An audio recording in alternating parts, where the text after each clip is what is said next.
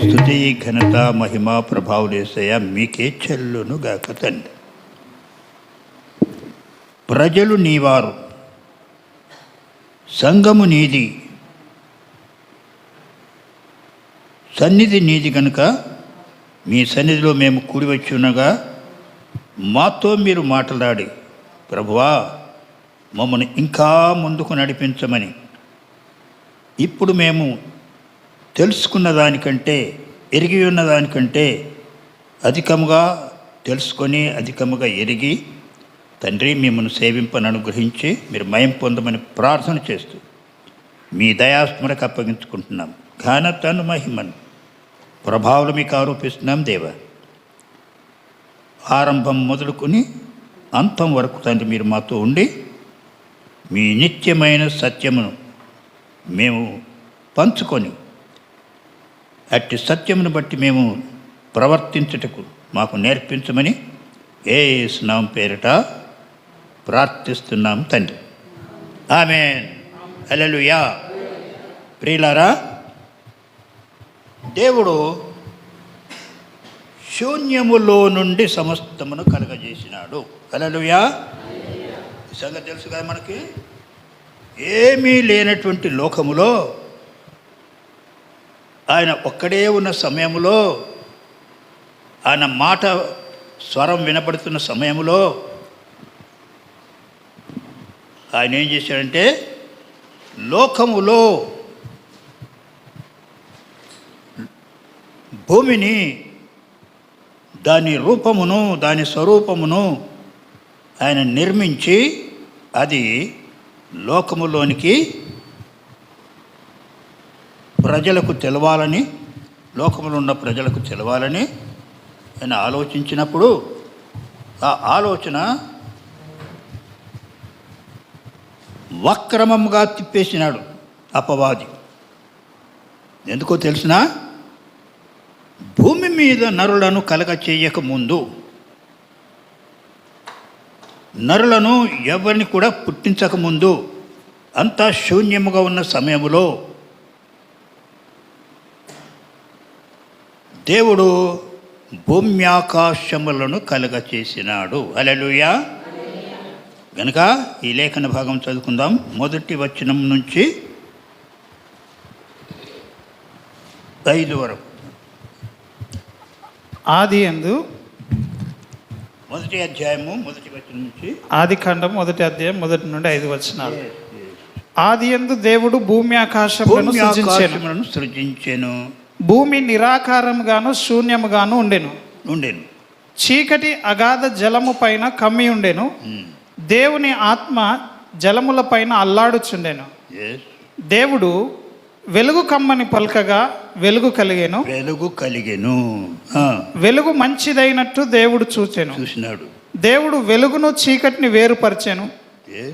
దేవుడు వెలుగునకు పగలనియు చీకటికి రాత్రి అనియు పేరు పెట్టెను. అస్తమయమును ఉదయమును కలగగా ఒక దినమాయెను. ఆమేన్. ఆమేన్. ఈ సృష్టిని ఏర్పరచడానికి, ఈ భూమిని నిర్మించడానికి దేవుడు ఒక మంచి పని పెట్టుకొని 6 దినముల కార్యక్రమాన్ని ఆయన ప్రారంభించినాడు.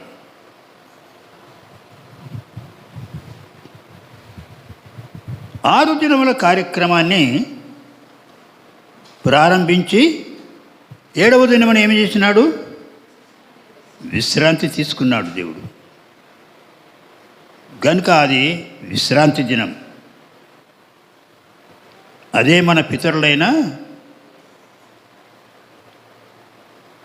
ఇశ్రాయేలీలు 7వ దినమును వారు విశ్రాంతి దినంగా ఎంచి ఆయనను ఆ దినమున ఆరాధించుటకు సమకూడేవారు.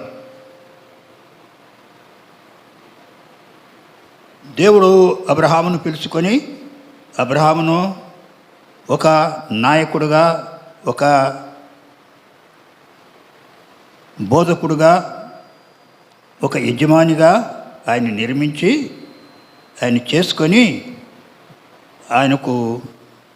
ఆయనతో కూడా తన యొక్క కార్యక్రమములను ముందుకు నడిపించినాడు. ఎందుకనగా అబ్రహామును పిలిచే వరకు లోకములో మనుషులు ఎవరిని కూడా ఆయనను ఎవరు కూడా ఆరాధించలేకపోయినారు. ఎందుకో తెలుసునా? దేవుడు వెలుగు కలుగజేస్తే దానికి విరోధంగా అపవాది చీకటి కలుగజేసినాడు. ఇక్కడ మనం వెంటనే చూస్తున్నాం 2వ వచనంలో, భూమి నిరాకారంగాను శూన్యంగా ఉండేనని. అట్లా దేవుడు పుట్టించలేదు. దాన్ని పుట్టించినప్పుడు సమస్తమును వెలుగుమయం చేసి సకలమైన సృష్టి అంతటిని వెలుగుతో నింపినాడు. కానీ దేవునికి విరోధి అయినటువంటి అపవాది దాన్ని ఏం చేసిందంటే చీకటిగా మార్చేసినది. అందుకే కొందరు కొన్ని వేదాల్లో చెప్పుకుంటున్నారు, సూర్యుడు ఒకని చేత మింగబడ్డదట, మింగేసిండట. మింగినప్పుడు మరలా దాన్ని కలగచేయడానికి దేవుడు ప్రయత్నపడినాడు. ఈ విధంగా సత్యమును అసత్యమునకు మార్చుతూ, నిజమును అబద్ధమునకు మరలిస్తూ అపవాది దేవుని క్రియలన్నిటిని కూడా తారుమారు చేయాలనుకున్నది. కానీ ఆ విధంగా చేయటానికి వాని శక్తి చాలక దేవుడు చేసిన కార్యములకు ఇంకా ఎప్పటికప్పుడు విరోధంగా భిన్నంగా చేయాలని ప్రయత్నపడుతూనే ఉన్నప్పటికీ వాని ప్రయత్నాలన్నిటినీ ఫెయిల్ చేస్తూ దేవుడు తన యొక్క సత్యమును వెల్లడిపరుస్తున్నాడు. దేవుడు భూమి ఆకాశం సృజించినప్పుడు అక్కడ ఖచ్చితంగా వెలుగున్నది. వెలుగు లేకుండా నిరాకారంగా శూన్యంగా అది లేదు. దానికి ఒక ఆకారం కలిగినది. ఆకారం ఇచ్చినాడు దేవుడు. అది శూన్యంగా లేదు, అది మంచి నివాసయోగ్యంగా ఉన్నది. శూన్యం అంటే ఎవరు ఏమి కూడా అక్కడ నివాసం చేయలేరన్నమాట. ఇప్పుడు భూమి నుంచి ఆకాశం వెళ్ళి చూసేవాళ్ళు ముందు భూమి పరిధిలోంచి దాటిపోయి శూన్యములోకి వెళ్ళిపోతారు. ఈ ర్యాకెట్ల మీద వెళ్ళి ప్రయాణం చేసేవాళ్ళు శూన్యంలోకి వెళ్ళిపోయి ఆ శూన్యంలో కూడా ప్రయాణం చేస్తారనమాట. అటువంటి మరి ర్యాకెట్లను, అటువంటి స్పుత్నిక్లను వారు సృష్టించుకొని చంద్రలోకమనో ఇంకో లోకమనో వారు ప్రయాణం చేయటానికి ప్రయత్నపడుతున్నారు. దాని మూలంగా వారు తెలుసుకోవాల్సిన సత్యాలు కూడా తెలుసుకోవాల్సినది, కానీ వాళ్ళకు తెలుసుకునేంత జ్ఞానం లేదు. ఎందుకనగా ఉన్నదాన్నే వాళ్ళు నిజం అనుకుంటారు. కానీ నిజము, సత్యము ఎల్లవేళలా దేవునికి సమీపంలోనూ అపవాదికి దూరంలో ఉన్నది. ఆ సత్యాన్ని గ్రహించడము అపవాది మూలంగా కాదు. కనుక మనుష్యులు సృజింపబడినప్పుడు వారికి చీకటే ఉంటుంది, కానీ వెలుగు మాత్రం లేదు. అంటే మనుషులు చీకట్లో నుంచి వస్తున్నారు, చీకట్లో పుడుతున్నారు, చీకట్లో బ్రతుకుతున్నారు, మళ్ళీ తిరిగి చీకట్లోకి వెళ్ళిపోతున్నారు. ఇలాంటి కార్యములు అపవాది మూలంగా జరుగుతున్నాయన్నమాట. అయినా దేవుడు ఆ చీకటిని మాత్రము విడిచిపెట్టలేదు. చీకటిని వెలుగును వేరుపరిచినాడు. చీకటి ఉన్న సమయంలో వెలుగు ఉండదు, వెలుగున్న సమయంలో చీకటి ఉండదు. ఈ విధంగా దేవుడు వెలుగును చీకటిని వేర్పరిచినాడు. వెలుగు కలుగజేసింది దేవుడు, చీకటి కలుగజేసింది అపవాది. అయితే ఇవి రెండు ఒక చోట ఉండటానికి సెలవు లేదు. వేరువేరుగా విభజించి దేనికి దాన్ని వేరుపరిచినాడు.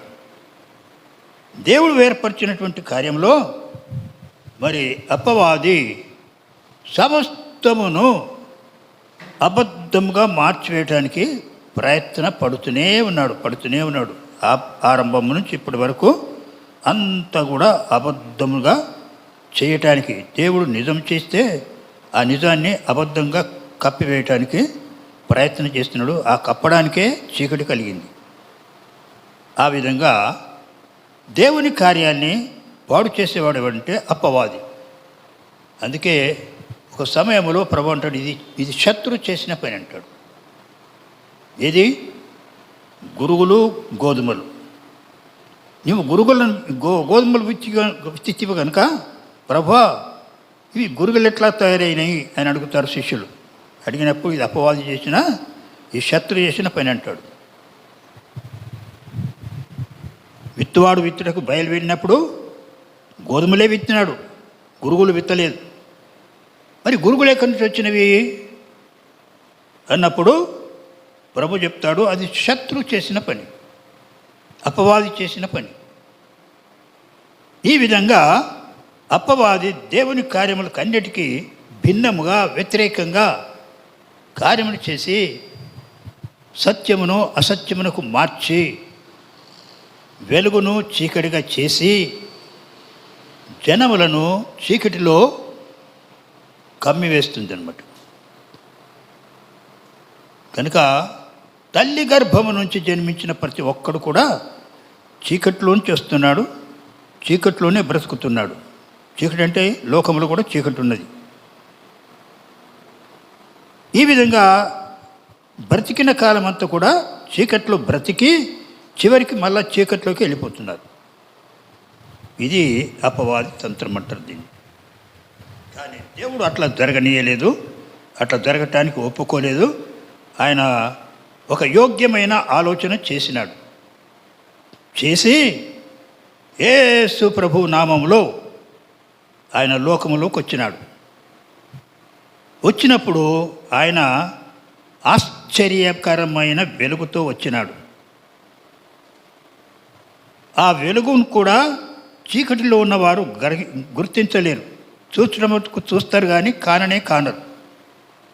వినట మట్టుకు వింటారు కానీ గ్రహింపరు. అటువంటి గ్రహింపు లేనటువంటి మైండ్గా, అటువంటి గుర్తింపు లేనటువంటి చూపుగా జనములను చీకట్లో బంధించినాడు అపవాది. అయినా ప్రభు దేవుడు ఊరుకొనకుండా ఈ చీకట్లో ఉన్నటువంటి జనులను వెలుగులోనికి తీసుకురావాలి, వెలుగై ఉన్నటువంటి దేవుని యొద్దకు నడిపించాలి అన్నటువంటి ఆలోచన చేసి దేవుడే మానవ రూపంలో లోకమునకు వచ్చినాడు. యేసు ప్రభు నామములో ఆయన లోకములో జన్మించినాడు. జన్మించి మరి ఈ లోక మాయలు, ఈ లోక తంత్రములు, ఈ లోక కుతంత్రములు, అపవాది యొక్క చెడ్డ యోచనలు అన్నిటికీ ఆయన విరోధముగా తన సువార్తను ప్రకటించినాడు. హల్లెలూయా. కనుక సువార్త అనగా సత్యమును బోధించుట, సత్యమును తెలియచేయుట, సత్యమును వినుట, గ్రహించుట, గైకొనుట. ఆ విధంగా దేవుడు తన ప్రజలను వెలుగులోనికి తీసుకొస్తున్నాడు. ఎందరెందరూ అపవాది యొక్క తంత్రములకు గురి కాబోతున్నారో వారందరినీ విడిపించి, విమోచించి, లేవనెత్తి తన యొక్క రక్తములో కడిగి శుద్ధీకరించడానికి ఆయన మానవ రూపం ఎత్తవలసి వచ్చింది. మనుష్యుడిగా రావాల్సి వచ్చింది. మనుష్యుడిగా వచ్చి మానవ రూపంలో తాను 33.5 సంవత్సరములు ఇక్కడ ఈ లోకములో గడిపి, మానవ రూపంలో గడిపి ఆయన తిరిగి తన కార్యం ముగించుకొని పరలోకానికి వెళ్ళిపోయాడు. ఎక్కడి నుంచి వచ్చినాడో అక్కడికి వెళ్ళిపోయాడు. తండ్రి కుడిపార్శ్వం నుంచి వచ్చాడు, మళ్ళీ తిరిగి తండ్రి కుడిపార్శ్వమునికే వెళ్ళిపోయినాడు.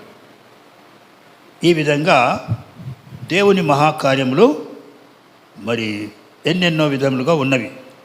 సరే, ఈ కార్యములు మనకెట్లా ఉపయోగపడుతున్నాయో చూద్దాం. భూమి నిరాకారంగాను శూన్యంగా ఉండెను, చీకటి అగాధ జలములపై అల్లాడుచుండెను. దేవుని ఆత్మ జలములపైన అల్లాడుచుండెను.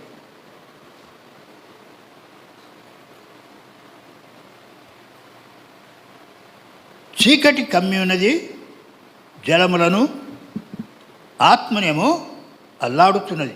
అల్లాడుతున్నదంటే అయ్యో, నేను సృష్టించిన సృష్టి ఎంత పాడైపోయింది, ఎంత చీకటిగా మారిపోయింది, ఎంతగా ఇది ఉపయోగకరంగా నిరుపయోగకరంగా మారిపోయింది అని చెప్పి దేవుని ఆత్మ అల్లాడిందంటే దుఃఖించాడు అనమాట. దేవుని పరిశుద్ధాత్ముడు దుఃఖించినాడు. దుఃఖించిన సమయంలో మరి దేవుడు వెలుగు కమ్మని పలికినాడు. ఆ దుఃఖంతోనే దేవుడు వెలుగునకు ఆజ్ఞాపించినాడు. అంతా చీకటిమయం చేసినాడు దేవుడు. అపవాది సమస్తము చీకటిమయంగా చేసినటువంటి అపవాది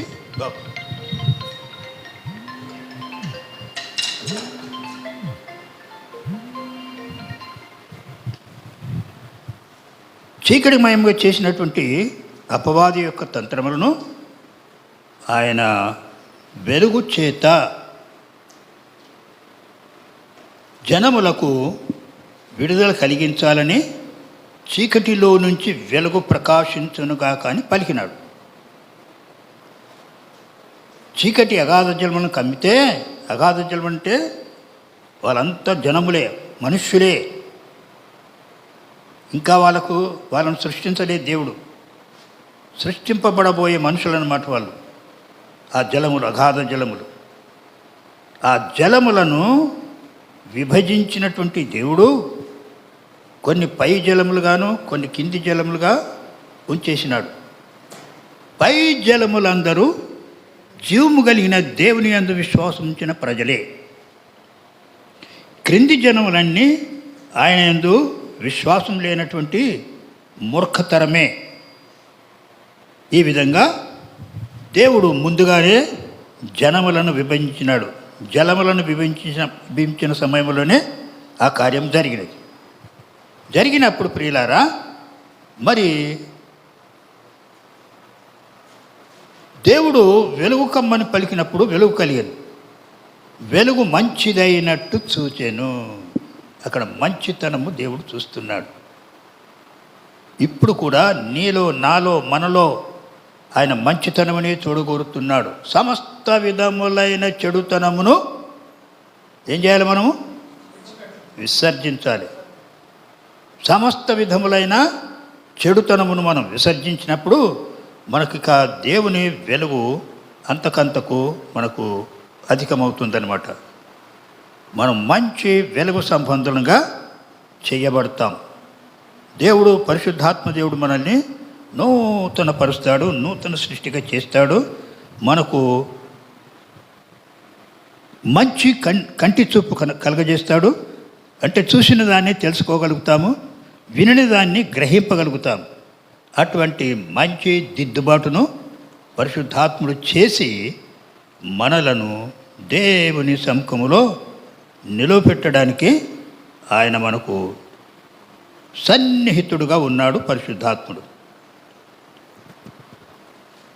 ప్రతి చెడుతనాన్ని ఆయన మంచితనమునకు మార్చే ప్రయత్నములో ఆయన కార్యములు చేస్తున్నాడు. చీకటి ఉన్న చోట, ప్రతి చోట వెలిగినే ప్రకాశింపజేస్తున్నాడు దేవుడు. కనుక మన జీవితములు కూడా, మనము దేవుని ఎరగక ముందు మన జీవితములు కూడా చీకటి ఆవరించి ఉన్నది. అయినా దేవుడు మనల్ని విడిచిపెట్టక, మనల్ని మర్చిపోకుండా ఎందరైతే దేవుని యొక్క సృష్టిలో లెక్కకున్నారో వాళ్ళందరినీ మానకుండా వెలిగించి రూపించి సృష్టించి వాళ్ళను వెలుగు సంబంధులుగా ఈ లోకమునకు పంపి ఉన్నాడు. కనుకనే అటువంటి వారందరూ చీకట్లో పుట్టినప్పటికీ, చీకట్లోంచి వచ్చినప్పటికీ చీకట్లో ఉండకుండా వాళ్ళను వెలుగులోనికి నడిపిస్తున్నాడు. ఆ వెలుగు యేసు ప్రభువే. ఆశ్చర్యకరమైన వెలుగు అయిన ఆశ్చర్యకరమైన వెలుగు మనుషుల యొద్దకు వచ్చినప్పుడు అది ఎంతో మహిమతో రాలేదు, సామాన్యమైన వెలుగులో వచ్చినది. ఎందుకనగా యేసయ్య తాను మహిమా స్వరూపి అయినప్పటికీ తన మహిమను పరలోకములోనే విడిచిపెట్టి వెలుగుతో మాత్రమే వచ్చినాడు లోకానికి. అదే ఆశ్చర్యకరమైన వెలుగు. ఆ వెలుగును మనం ఎప్పుడైతే చూడగలుగుతామో, అంటే యేసు ప్రభుని ఎప్పుడైతే మనం తెలుసుకుంటామో అప్పుడు మన యొక్క జీవితం వెలిగించబడుతుంది. ఎందుకనగా వెలుగు ఆయనే. ఆ వెలుగునందు మనం విశ్వాసం ఉంచినప్పుడు మన హృదయములు వెలుగుతాయి, వెలిగించబడతాయి. వెలిగించబడినటువంటి హృదయాలు అంతకంతకు ప్రజ్వరిల్లాలి, ప్రకాశించాలి. అందుకే మనము క్రీస్తును పోలి నడుచుకోవాలి. క్రీస్తును పోలి ఎప్పుడైతే నడుచుకోగలుగుతామో ఇక మన వెలుగు మట్టుకే ఉండదు, వెలుగు ప్రకాశిస్తుంది, ప్రజ్వరిల్లుతుంది, అంతకంతకు అధికమవుతుంది అన్నమాట. అప్పుడు మనము దేవుణ్ణి స్పష్టంగా తెలుసుకోగలుగుతాము. యేసుక్రీస్తుని కూడా స్పష్టంగానే గుర్తిస్తాము. ఆయన నిజరక్షకుడని తెలుసుకుంటాం. లోకము అది ఒప్పుకోదు, అదంతా అబద్ధం అంటారు, అదంతా నమ్మశక్యం కానిది అంటారు అని యేసయ్యను అందుకే వాళ్ళు విసర్జిస్తారు, తృణీకరిస్తారు. సరే, వాళ్ళు తృణీకరించినంత మాత్రాన, వాళ్ళు విసర్జించినంత మాత్రాన ఆ వెలుగుగానే ప్రకాశిస్తూ ఉంటుంది. వెలుగును మనము దేంట్లోనైనా మూసిపెడితే ఆ వెలుగు అక్కడ వెలుగుతూనే ఉంటుంది, కానీ చీకటేం కాదు. కాకపోతే చుట్టూ ఉన్నటువంటి ప్రాంతంకి చీకటే ఉంటుంది, కానీ వెలుగు మాత్రం కనబడదు. అయితే మన హృదయంలో కూడా దేవుడు వెలిగించినప్పుడు ఆ హృదయము, ఆ వెలుగు మనలోనే ఉండకుండా అది మనుషులకు అందరికీ కనబడేటట్టుగా మనం ప్రవర్తించాలి. ఎట్లా, ఏ విధంగా ప్రవర్తిస్తాము? మంచితనం కలిగి, మంచిగా మాట్లాడి, మంచిగా కార్యములు చేసి, మంచిగా ప్రేమించి, మంచిగా ఆదరించి, సమస్త విధములైన మంచితనము మనము యేసు ప్రభు దగ్గర నుంచి పొందాలి. ఆ వెలుగును మనము జనములకు కనపరచాలి. కనపరిచినప్పుడు అది ఎల్లప్పుడూ మంచిదిగానే కనబడుతుంది జనములకు. మనలో అంతకంతకు అధికమవుతుంది. అధికమైనప్పుడు మనము వెలుగు సంబంధులుగా దేవుడు గుర్తిస్తాడు. గుర్తించి చీకటికి వెలుగునకు పొత్తు లేదంటాడు. చీకటికి వెలుగుతో పొత్తు లేదు.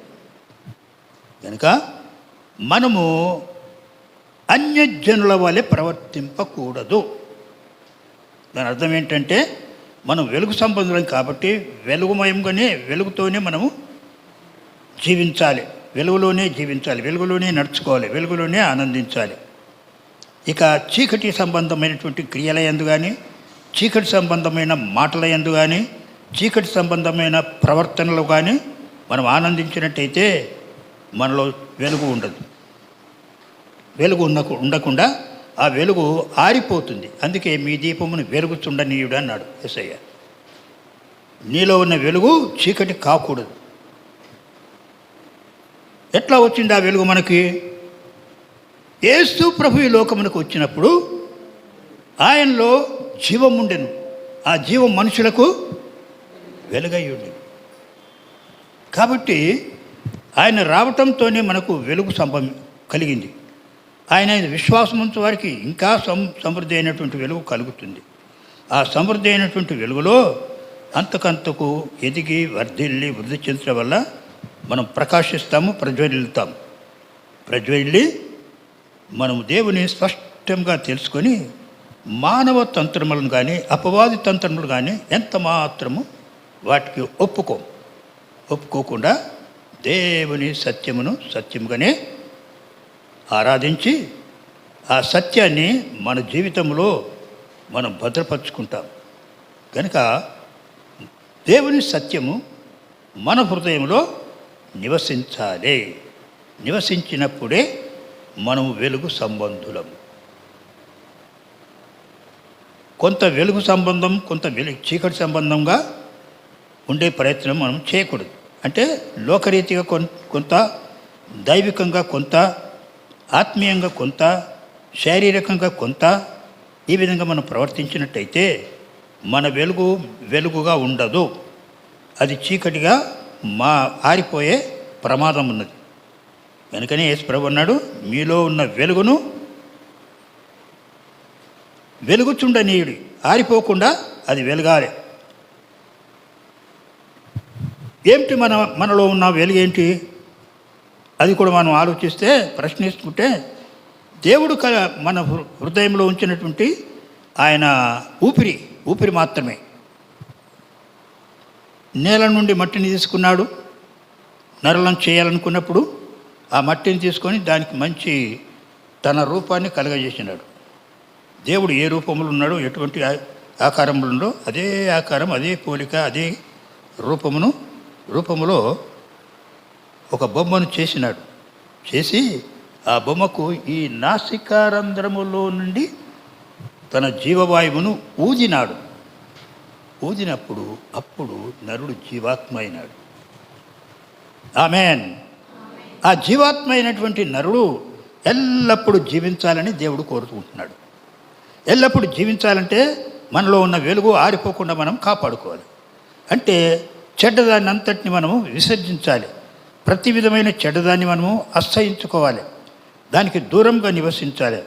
మాటలో చెడుతనం కానీ, తలంపులో చెడుతనం కానీ, చూపులో చెడుతనం కానీ, పనులలో చెడుతనం కానీ, నడకలో చెడుతనం కానీ ఏది కూడా మన బ్రతుకులో కనబడకుండా మనము సమస్త విధములైన వెలుగుతో నింపబడి ఉండాలి. ఆ వెలుగు జీవితమే అనేక జనములను వెలిగిస్తుంది. చీకటిలో ఉన్నటువంటి అనేకులను వెలుగుమయంగా చేస్తుంది.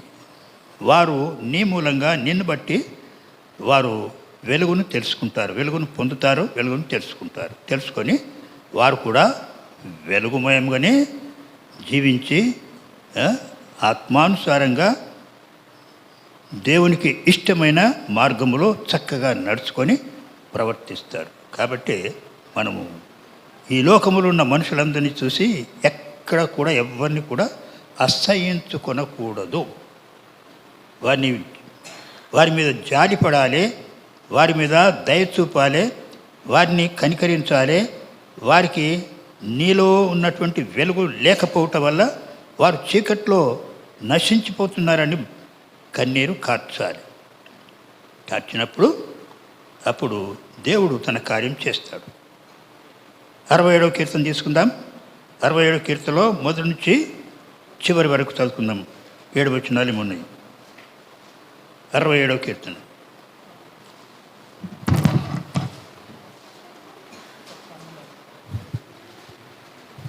చదవండి. భూమి మీద నీ మార్గము తెలియబడినట్లును అన్యజనులందరిలో నీ రక్షణ తెలియబడినట్లును దేవుడు మమ్మను కరుణించి మమ్మను ఆశీర్వదించునుగాక. ఆయన తన ముఖకాంతి మా మీద ప్రకాశింపజేయునుగాక. ఆమేన్. ఇక్కడ జాగ్రత్తగా గమనించాలి. దేవుడు తన ముఖకాంతి మన మీద ప్రకాశింపచేయాలి. మనం వెలిగించబడినాము, కరెక్టే. వెలుగు మనలో వెలుగుతూనే ఉన్నది, నిజమే. అయితే ఆ వెలుగు ఇంకా మనలో ప్రకాశించాలి, ప్రజ్వరిల్లాలి.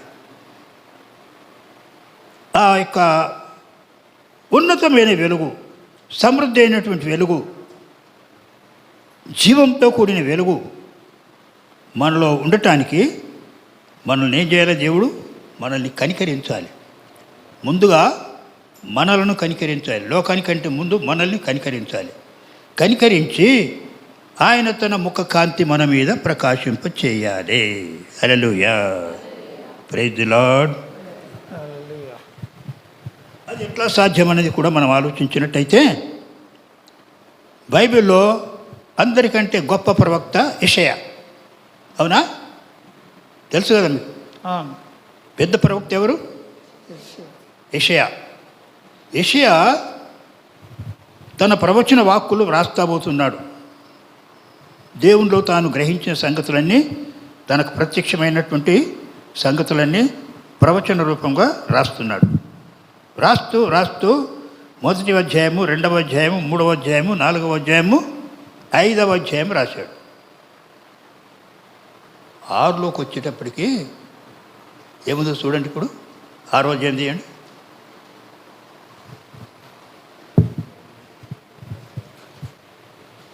రాజైన ఉజ్జియ మృతి నొందిన సంవత్సరమున అత్యున్నతమైన సింహాసనమందు ప్రభు ఆసీనుడై ఉండగా నేను చూచితిని.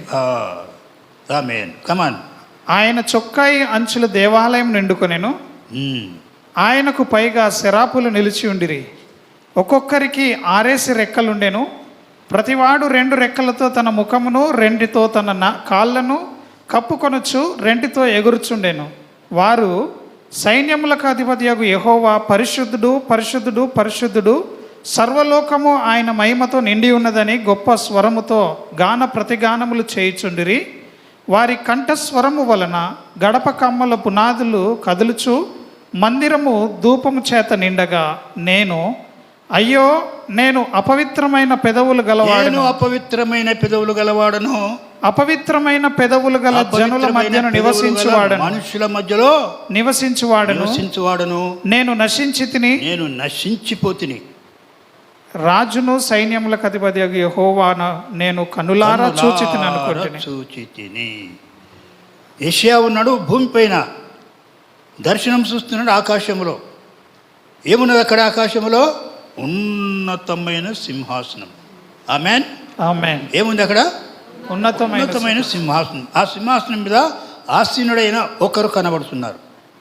ఎవరాయన? దేవుడే, జీవం కలిగిన దేవుడు యేసుక్రీస్తే.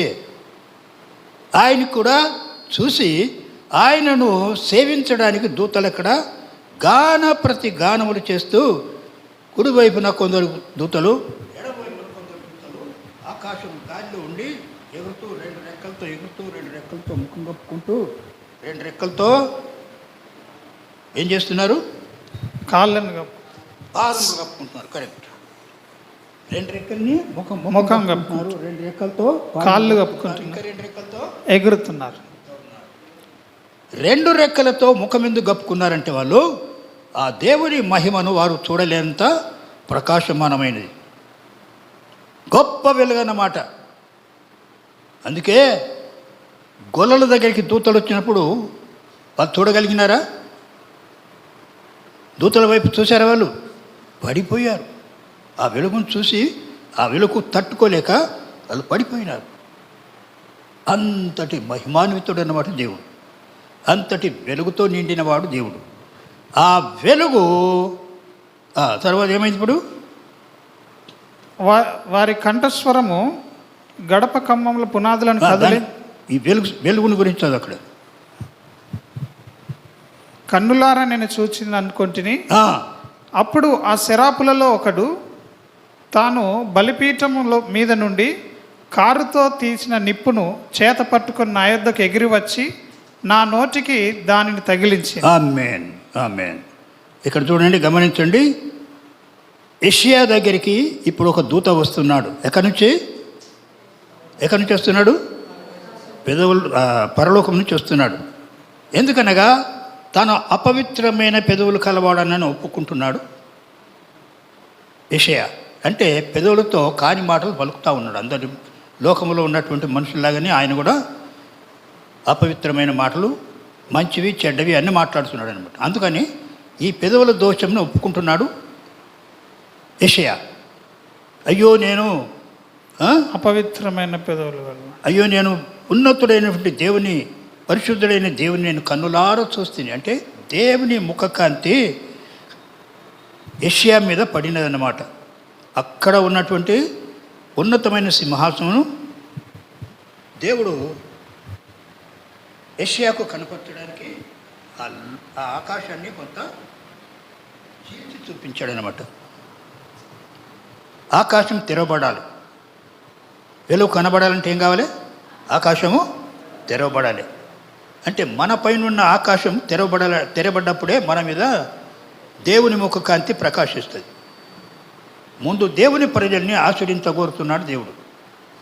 మనల్ని ఆశ్రయించాలని, మనము వెలుగుతో ఉన్నప్పటికీ వెలుగులో మనము ఇంకా ప్రజ్వలిల్లాలి, ప్రకాశించాలని కోరుతూ మనల్ని వెలుగు సంబంధులుగా చేయడానికి తన ముఖ కాంతిని మన మీద ప్రకాశింపచేస్తుంది. అట్లాగే యెషయా మీద ముఖకాంతి ప్రకాశింపబడ్డప్పుడే ఆయన పైకి చూసినప్పుడు అక్కడ ఉన్నతమైన సింహాసనం కనబడుతుంది. ఆ సింహాసనం మీద కూర్చున్నటువంటి ఆ ఉన్నతుడైన దేవుని చూస్తున్నాడు. అప్పుడు ఆయన లబ్బ అంటున్నాడు, అయ్యో నేను జీవమును సైన్యములకు అధిపతి అయిన యెహోవాను నేను కన్నులారా చూచితిని. ఆ దినములలో ఇశ్రాయేలు మధ్యలో కూడా ఒక సామెత ఏముందంటే, ఎవరైనా సరే దేవుని కనుక కన్నులతో చూసినట్లయితే వాళ్ళు బతకలేరన్నారు అంటారు. వాక్యంలో కూడా ఉంది. ఎందుకు బతకలేరంటే అది భరింపరానంత వెలుగు అన్నమాట. అది ఆ వెలుగు అదే మహిమ. ఆ మహిమలో దేవుడు నివసిస్తున్నాడు. ఆ నివసిస్తున్నటువంటి దేవుడే ఇప్పుడు యెషయా మీద తన ముఖకాంతిని ప్రకాశింపచేసినాడు. అప్పుడు ఆ యెషయాకు ఇవన్నీ కనబడుతున్నాయి. పరలోకంలో ఉన్నత సింహాసనం, ఆ సింహాసనం మీద ఆసీనుడైన ఒకరు, ఆ సింహాసనం మీద కూర్చున్నటువంటి ఆయనకు కుడివైపున ఎడవైపున దూతలు రెక్కలతో ఎగురుతూ గాన ప్రతికాలం చేస్తూ తమ ముఖములు కప్పుకుంటున్నారు రెండు రెక్కలతో. ఎందుకంటే ఆ మహిమను చూడలేకపోతున్నారు వాళ్ళు. దూతలే, ఆయన సముఖంలో ఉండవలసిన దూతలే ఆ మహిమను చూడలేక రెండు రెక్కలతో కప్పుకుంటున్నారు కన్నులు. రెండు రెక్కలతో పాదములు కప్పిస్తున్నారు. ఎందుకు? పాదములు కూడా దోషమే. పాదములో కూడా దోషం ఉన్నది. దూతలు కూడా దేవుని సముఖంలో పవిత్రులు కారటం. ఆయన క్షమిస్తేనే తప్ప పరలోకంలో ఉన్న దూతలు కూడా పవిత్రులు కారు.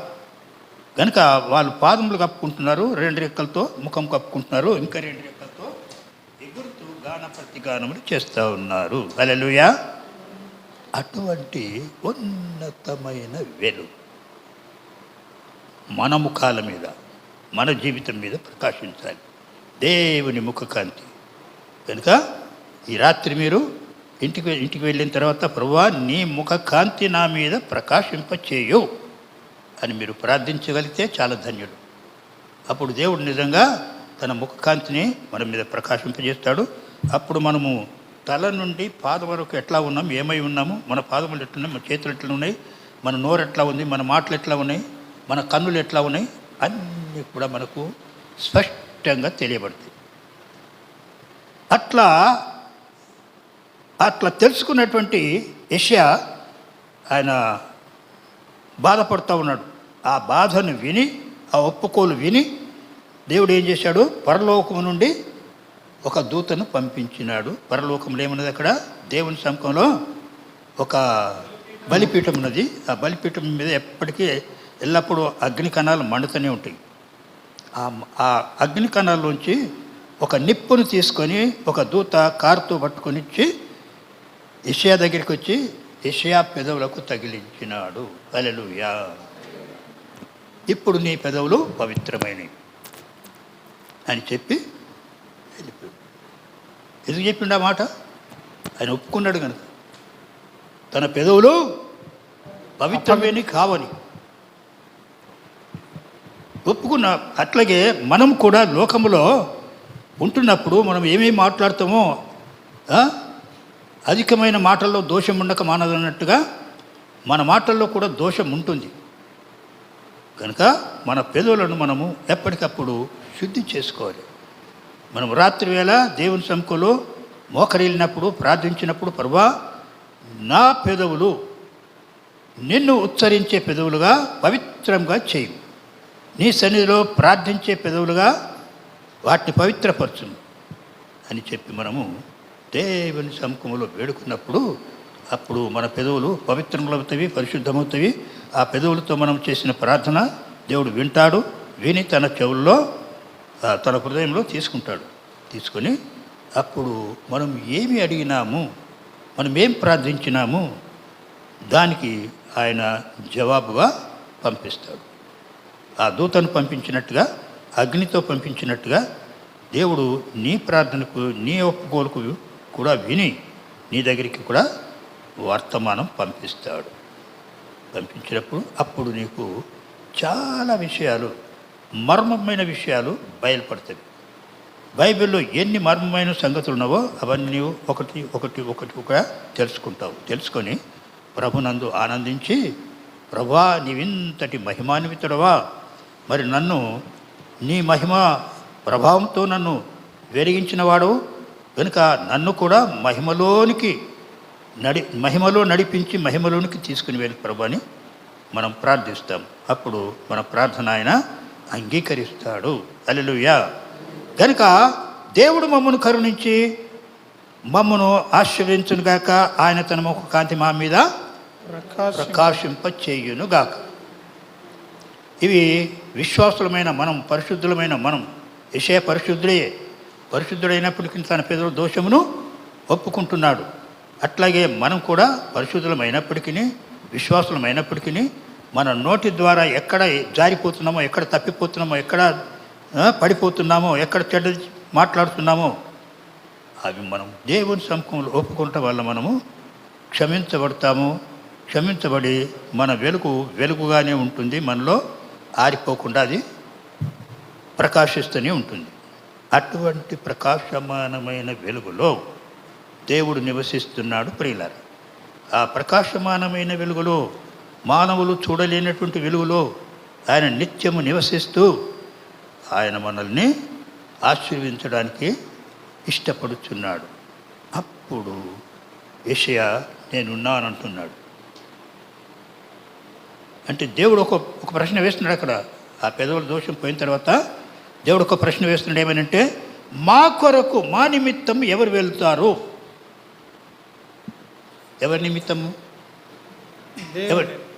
ఎవరి నిమిత్తం ఎవరు వెళ్ళాలి? దేవుని నిమిత్తం.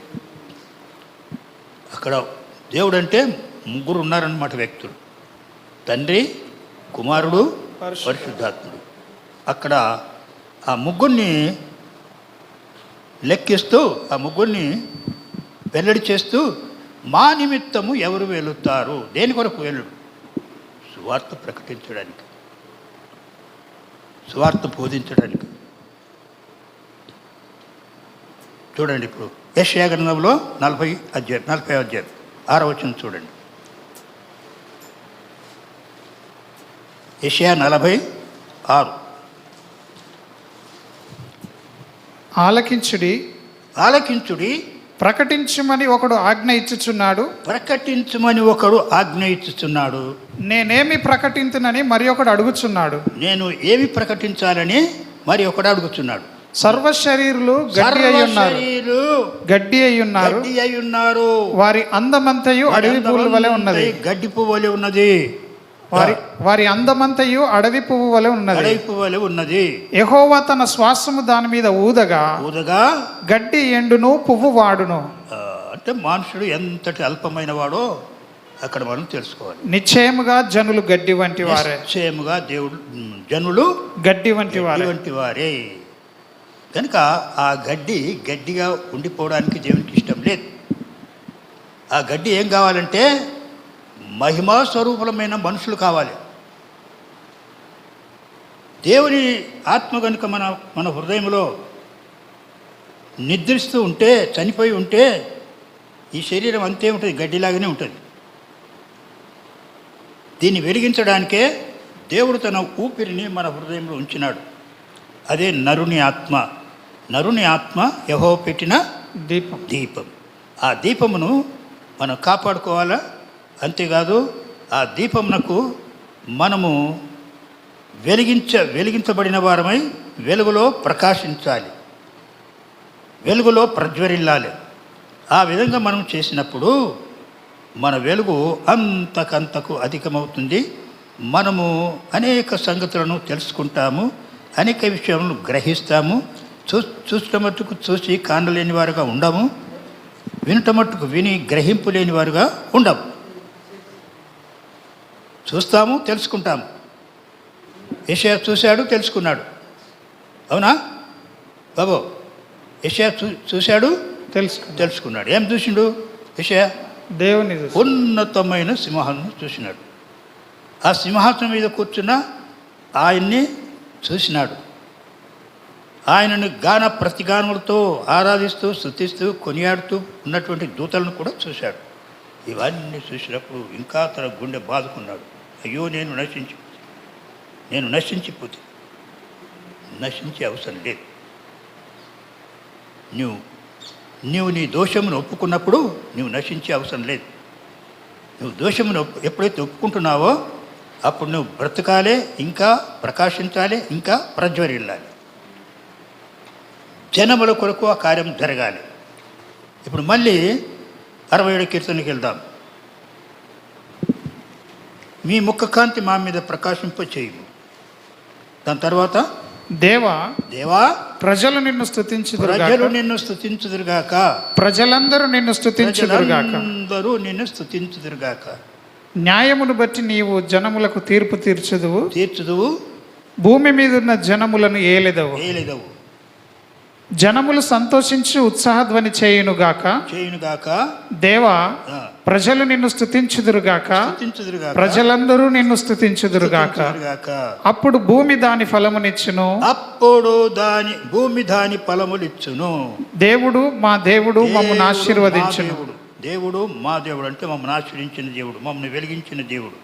దేవుడు మా దేవుడు మమ్మను ఆశీర్వదించును. దేవుడు మమ్మను దీవించును. భూదిగంత నివాసులందరూ ఆయన యందు భయభక్తులు నిలుపుదురు. ఆయన యందు భయభక్తులు నిలుపుదురు. ఆ కార్యం జరగాలి.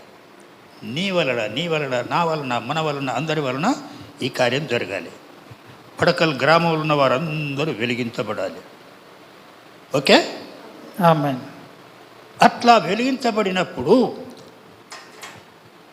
అప్పుడు నీవు నేను మాత్రమే కాదు, జనములందరూ ఆయన ఎదుకు వచ్చి ఆయన్ని స్తుతిస్తారు, ఆరాధిస్తారు, కీర్తిస్తారు, ప్రతి గానములతో ఆయన్ని కొనియాడుతారు.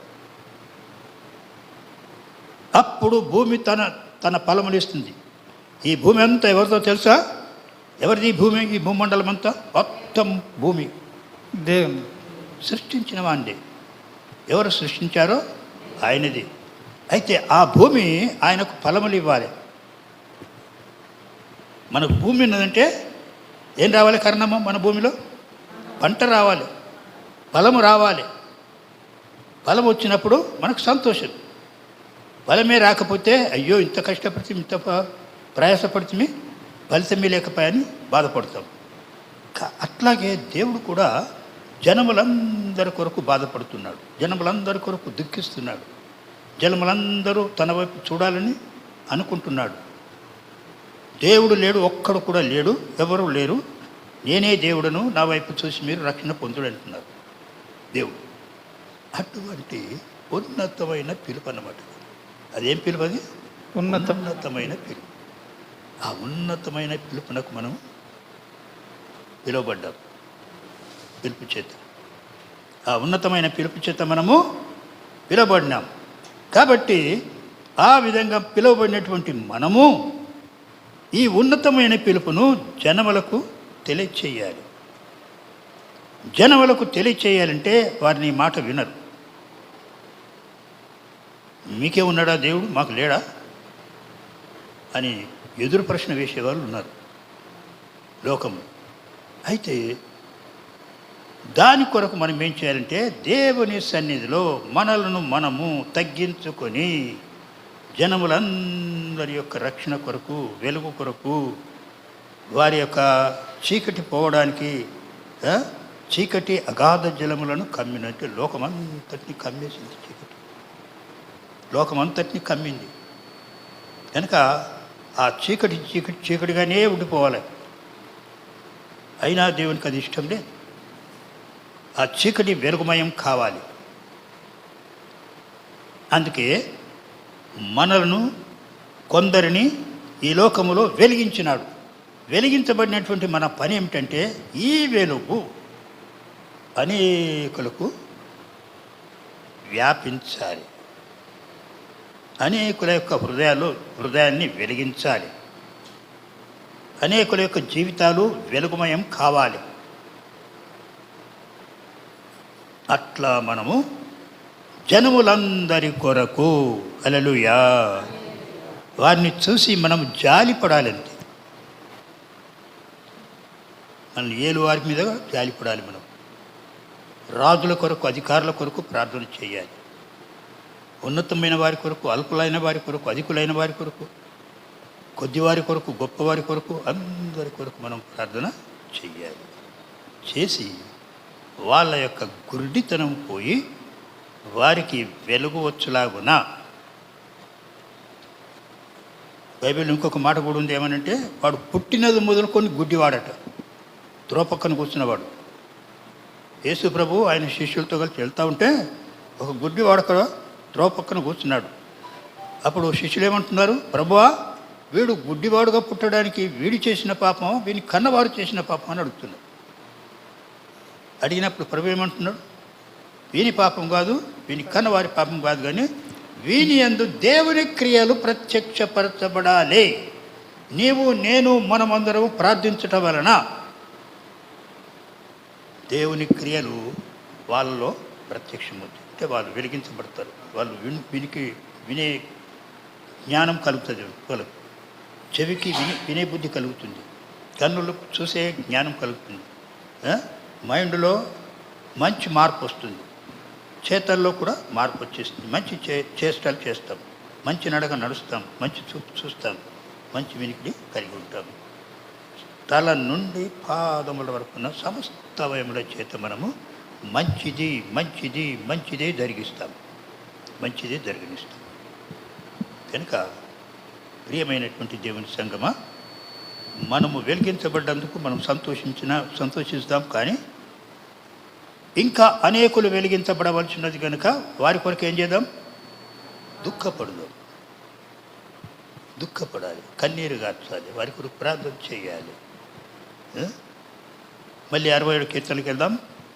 భూమి దాని ఫలములిచ్చును. అప్పుడు చూడండి, అప్పుడు భూమి దాని ఫలములిస్తుంది. భూమి దాని ఫలమునిచ్చును. మా దేవుడు మమ్మల్ని ఆశీర్వదించును. దేవుడు మమ్మల్ని దీవించును. భూదిగంత నివాసులందరూ ఆయన యందు భయభక్తులు నిలుపుదురు. అప్పుడు మనము అధికమైన ఆశీర్వాదములకు పాత్రలం అవుతాం. ఎందుకంటే జనములందరినీ వెలిగించే శక్తిమంతులుగా దేవుడు మనల్ని చేసినందుకు, మరి మన ప్రార్థనల ద్వారా, మన విజ్ఞాపనల ద్వారా, మన యాచనల ద్వారా మనము దేవుని సంతోషపెట్టినట్టయితే అప్పుడు దేవుడు నిజంగా మనల్ని అధికమైన వెలుగులో వర్ధిల్ల చేస్తాడు. చివరగా మనం ఒక మాట చదువుకొని ముగించుకుందాం. తిమోతికి వ్రాసిన మొదటి పత్రిక 2వ అధ్యాయంలో మొదటి 2 వచనాలు చదవండి.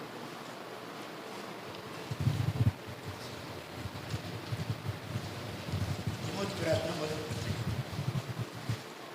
2వ అధ్యాయం. మనము సంపూర్ణ భక్తియు మాన్యతయు అంటే మర్యాద కలిగి మంచిగా నెమ్మదిగాను సుఖముగాను బ్రతుకు నిమిత్తము అన్నిటికంటే ముఖ్యముగా మనుషులందరి కొరకు రాజుల కొరకు అధికారులందరి కొరకు విజ్ఞాపనలు ప్రార్థనలను యాచనలను కృతజ్ఞతాస్తుతులు చేయవలనని హెచ్చరించుచున్నాను. ఇది పౌలు భక్తుని యొక్క హెచ్చరిక. అయితే ఇంకొక సంగతి ఏముంది దాని కింద చూడండి, 2వ వచనంలో, ఇది మంచిదియు మన రక్షకుడగు దేవుని దృష్టికి అనుకూలమైనదట. మనం చేసే ప్రార్థన, విజ్ఞాపనలు, యాచనలు, కృతజ్ఞతాస్తుతులు దేవునికి అనుకూలమైనవి కావాలి. అనుకూలమైనప్పుడు ఎట్లా ఉంటుందంటే, దాంట్లో ఇంకొక సంగతి చదవండి. దేవుని ఆయన మనుషులందరూ రక్షణ పొందాలని సత్యమును గూర్చిన అనుభవ జ్ఞానము గలవారై ఉండవలనని ఇచ్చయించుచున్నాడు. ఆమేన్, హల్లెలూయా. దేవుని యొక్క ఇష్టం అది, దేవుని యొక్క ఆలోచన, దేవుని యొక్క హృదయంలో ఉన్న గొప్ప సంగతి ఏంటట? అందరూ సత్యమును గూర్చిన అనుభవ జ్ఞానము రక్షణ పొందాలి. రక్షణ పొందినప్పుడే వాళ్ళు సత్యమును గూర్చి నేర్చుకుంటారు. లేకపోతే ఆ సత్యం ఏంటో మాకు అవసరం లేదంటారు. కనుక మనుషులందరూ రక్షణ పొందాలి. ఇది మరి ఇక్కడ ఈ చర్చిలో, ఈ మందిరములో, ఈ సంఘములో కూడి వచ్చే వారందరూ కూడా మనుషులందరినీ జ్ఞాపకము చేసుకొని వారి కొరకు విజ్ఞాపనలు, ప్రార్థనలు, యాచనలు, కృతజ్ఞతాస్తుతులు చేసి దేవుని హృదయంలో ఉన్న ఆలోచనను నెరవేర్చాలి. మనం ఆ విధంగా చేయటానికి దేవుడు మనకు కృపనిచ్చునుగాక. అంత గొప్ప సంగతి మరి దేవుడు మన హృదయాల్లో కొనసాగింపు చేయునుగాక. యేసు నామమున పేరిట ఆమేన్. హల్లెలూయా.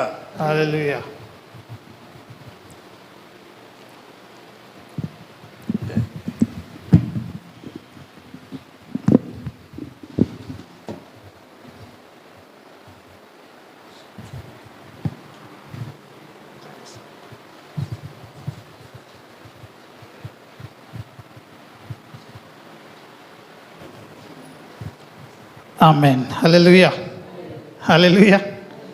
హల్లెలూయా. ఎంత చక్కని సమయాన్ని దేవుడు మనకిచ్చినాడు. ఆమేన్. హల్లెలూయా. అందరూ లేచి నిలబడదాం. ఒక మాట చెప్దాం. ఆదికాండం 1వ అధ్యాయంలోనున్న మాటలు అందరం చెప్దాం. మనము విన్నాం కదా. అందరం లేచి నిలబడగలిగిన వాళ్ళం అందరం లేచి నిలబడదాం. ఆమేన్. హల్లెలూయా. కొందరికి దేవుడు మాట్లాడడో సందేహం ఉంటుంది. కాబట్టి 1వ వచనంలోనే మనం చూసినాం. ఈ సమయంలో ఏమని చూసినాం? ఆయన మాట్లాడే దేవుడు. ఆమేన్. చెప్పండి, ఆయన ఏం చేస్తాడు? మాట్లాడే దేవుడు. మొదటి దినమున ఆయన నోరు తెరిచి మాట్లాడినాడు. మాట్లాడిండా? మొదటి దినం మాట్లాడినప్పుడు ఏం జరిగింది? వెలుగు కలిగింది. ఆమేన్. హల్లెలూయా. ఆ విధంగా 2వ దినం మాట్లాడినాడు, 3వ దినం మాట్లాడినాడు, 4వ దినం చెప్పండి మీరు, 5వ దినం, 6వ దినం, 7వ దినం అప్పుడు కూడా మాట్లాడిండు. ఆమేన్. 7వ దినాన్ని ఆశీర్వదించి పరిశుద్ధపరిచినాడు ఆయన. హల్లెలూయా. దీన్ని బట్టి చూస్తే మన దేవుడు ఏమని అర్థమవుతుంది మనకు? ఏ దేవుడు? మన దేవుడు. పిలిస్తే మాట్లాడతాడా? ప్రార్థన చేస్తారా? మరి ప్రార్థన అంటే దేవునితో మాట్లాడడమే. ఆమేన్. ప్రార్థన అంటే ఏంటిది? మాట్లాడడమే. దేవుడు ప్రతిదినం మాట్లాడే దేవుడు. మాట్లాడుతున్నప్పుడు మనం వినాల. దేవుని స్వరం వినే గొర్రెలుగా మనము మార్చబడాలా. ఆమేన్. మరి ఇంతకాలం ఎవరి స్వరం విన్నామో మనకు తెలియదు, కానీ ఇప్పుడైతే ఖచ్చితంగా దేవుని స్వరము వినాలా. ఒకరోజు మాట్లాడే దేవుడు కాదు, మన దేవుడు ప్రతిదినము మాట్లాడే దేవుడు. ఆమేన్. కాబట్టి మరి బల్లలో మనము పాల్పంచుకుందాము. ఇంత మంచి సహవాసాన్ని దేవుడు మనకిచ్చినాడు. ఈ మధ్యాహ్న కాల సమయము సంఘం అంటే సహవాసమే. చర్చ్ కానీ బిల్డింగులు కానీ ఇవన్నీ ఏం కాదు. కానీ సంఘం అంటే ఏంటిది? దేవుని ఉద్దేశంలో వాక్యము సహవాసమునే గొప్ప చేస్తుంది. కాబట్టి ఒకరు వీక్గా ఉంటే ఒకరు బలంగా ఉంటారు, ఒకరు ధనవంతులైతే ఒకరు దరిద్రులుగా ఉంటారు సంఘంలో. వీళ్ళందరూ కూడా సమానం కావాలి, సమతుల్యం కావాలి. ధనవంతులు బలహీనులను జ్ఞాపకం చేసుకోవాలా, దరిద్రులను జ్ఞాపకం చేసుకోవాలా. ఆమెన్. హల్లెలూయా, హల్లెలూయా. బలవంతులు బలహీనుల యొక్క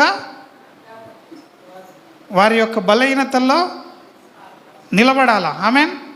అదే సహవాసం. కాబట్టి ఈ సమయంలో మనమందరం చేతులు పైకెత్తి, మరి యేసుక్రీస్తు బలహీనులమైన మన కొరకు ఏ విధంగా నిలబడ్డాడో ఇప్పుడు మనము కూడా ప్రజల కొరకు, బలహీనులైన ప్రజల కొరకు మనము యేసుక్రీస్తు వలె యథార్థంగా, నమ్మకంగా 100% దేవునికి లోబడుతూ నిలబడాలి. అందరం కళ్ళు మూసుకుందాం. నన్ను చూడకండి. ప్రతి ఒక్కరు కూడా యేసుక్రీస్తును కళ్ళ ఎదుట పెట్టుకోవాలా. నా కన్నుల ఎదుట నిన్ను ఉంచుకొని ఉన్నాను దేవా, నా కన్నుల ఎదుట నిన్ను ఉంచుకున్నాను. నేను మనుషుల వైపు చూడను,